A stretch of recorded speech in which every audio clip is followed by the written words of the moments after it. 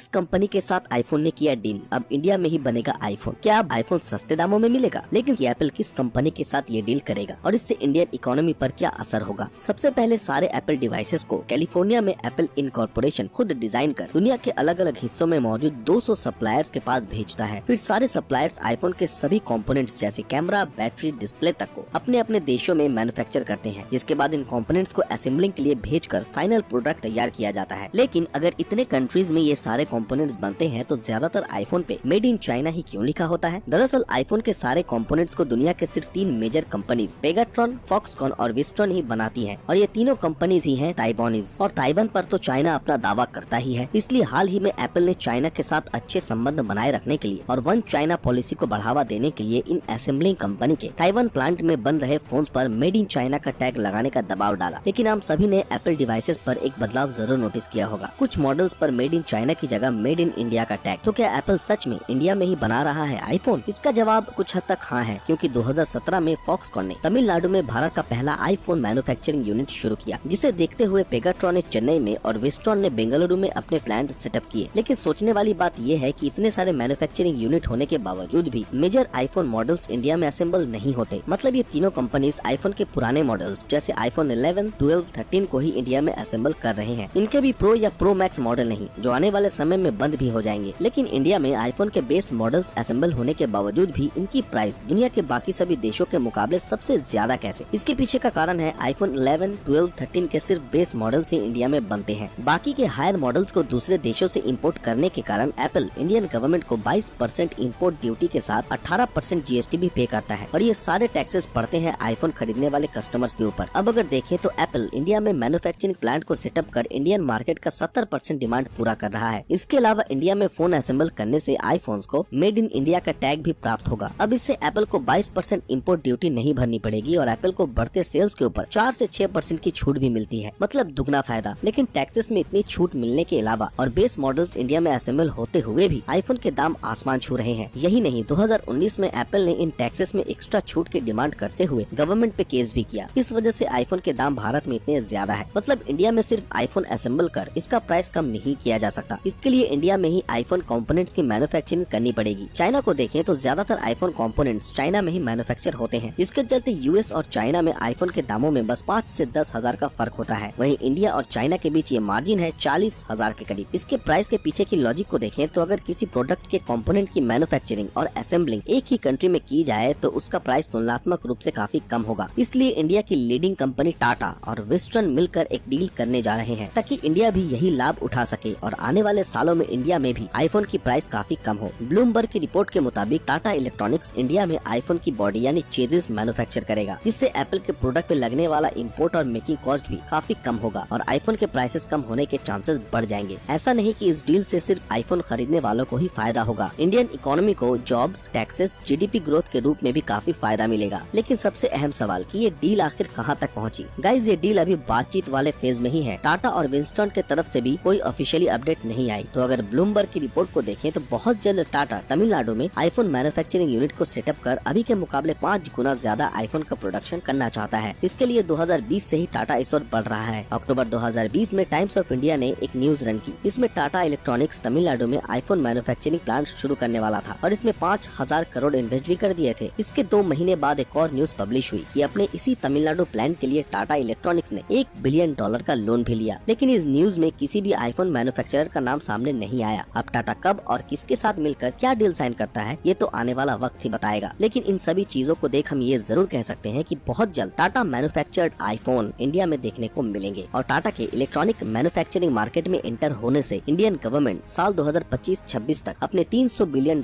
के electronics manufacturing target को पूरा करने में कामयाब होगा। इलेक्ट्रॉनिक मार्केट में प्रॉफिट को देख दूसरे चाइनीज कंपनीज भी भारत में आने लगेंगी, जिससे चाइना और भारत के संबंध अच्छे होने के चांसेस बढ़ जाएंगे और इंडिया एक हाई टेक कंट्री बनने की ओर बढ़ेगा। वैसे टाटा और विंस्टन के बीच हो रही इस डील के बारे में आपका क्या ख्याल है? हमें कमेंट में जरूर बताएं।